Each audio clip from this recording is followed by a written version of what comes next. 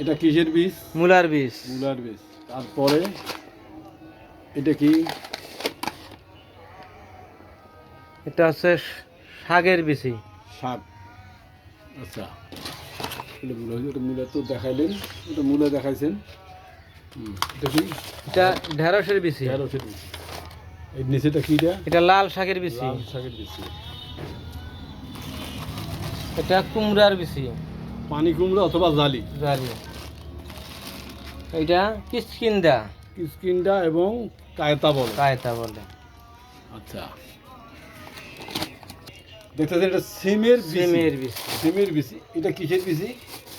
এটা ঢেরুয়া শাকের বীজ। ঢেরুয়া শাক অর্থাৎ মূলা শাকের বীজ। মূলা শাকের। দেখছেন এটা লাল ভটভটির বীজ। শশার বীজ। সাদা ভটভটির বীজ। সাদা ভটভটির বীজ। এটা কি? ঘেরা অথবা ঝিঙ্গা। ধুন্দুল। ধুন্দুল। যে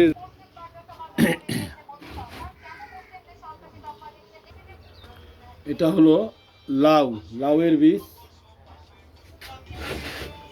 আচ্ছা, যাই হোক, এখানে অনেক যাবতীয় বিভিন্ন রকম বীজ আছে।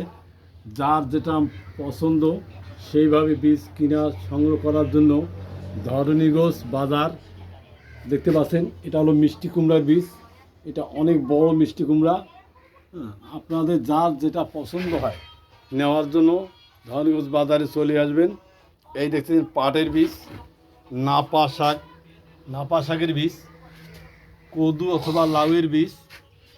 আপনাদের দেখতেছেন বেগুনের বীজ। দেখতেছেন এখানে সিমের বীজ, দেশি সিমের বীজ।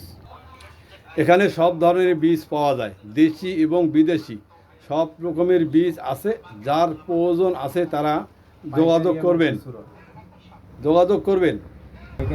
পাইকারি এবং খুচরা বিক্রি করা হয়।